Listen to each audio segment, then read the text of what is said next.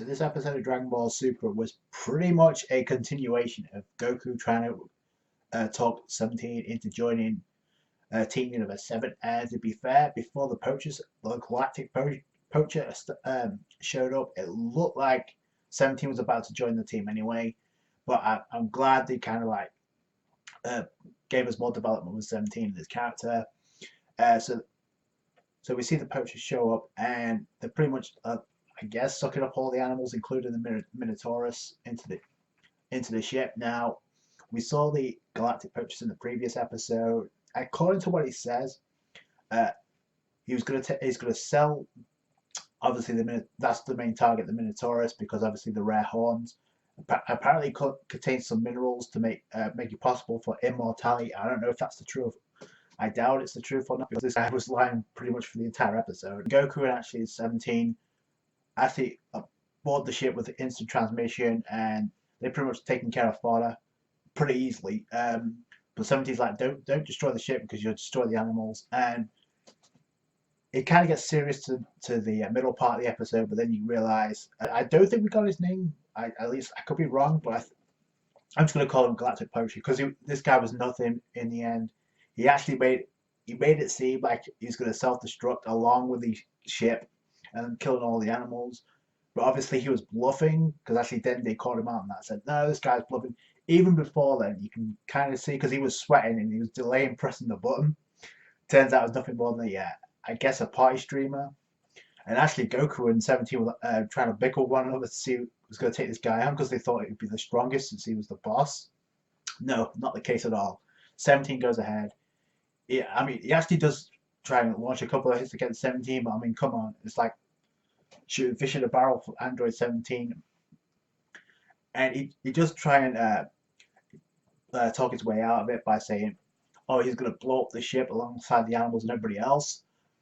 And then 17 actually bought it. He said, listen, Goku, take care of the animals. And he threw himself and the Galactic Poacher outside the window. Is going to self-destruct.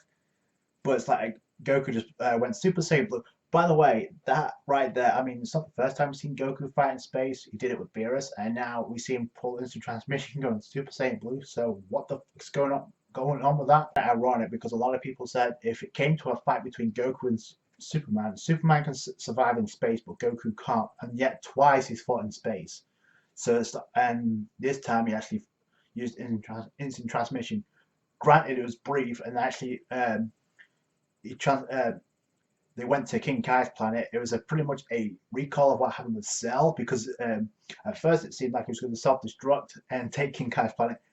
And Goku, being Goku, is like, oh, it doesn't matter. You're dead anyway, King Kai. This planet, he can't move in the gravity. Completely ignoring the fact, even though it was a bluff, he still could have self-destructed, and Goku didn't care that King Kai was going to die again. So I thought, that's pretty harsh, Goku. Do you think King Kai's been through enough? It's like, you need to wish him back. You haven't done that yet. But then it didn't. Then Day comes in with the goods, says, "Oh, this guy was just bluffing. He can't self-destruct." And 17's like, "Oh, just go ahead and press it." And it's nothing more than party streamers, party poppers, just a joke. And that's pretty much where he gets 17 joined up with Goku, even though he was going. I'm pretty sure he's going to join anyway, but now he says, "Oh, I kind of got to get a debt to pay to send somebody, so I'm going to join the team." And we kind of get a brief description of, and actually, he mentioned something about.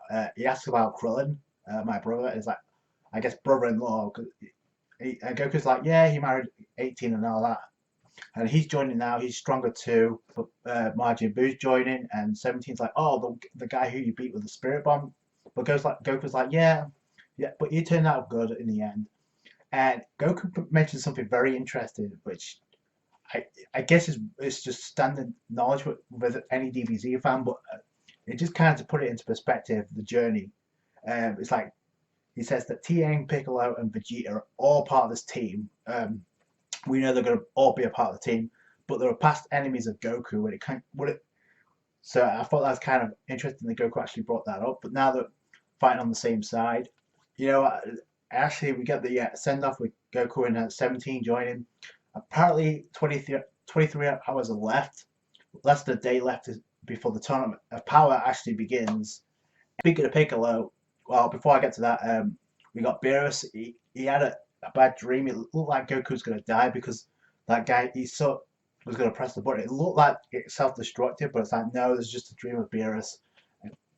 And it woke up Bullet, and Vegeta's getting all pissed off. Why can't they go out somewhere else instead of using this Capsule Corp as a hotel? So that was funny.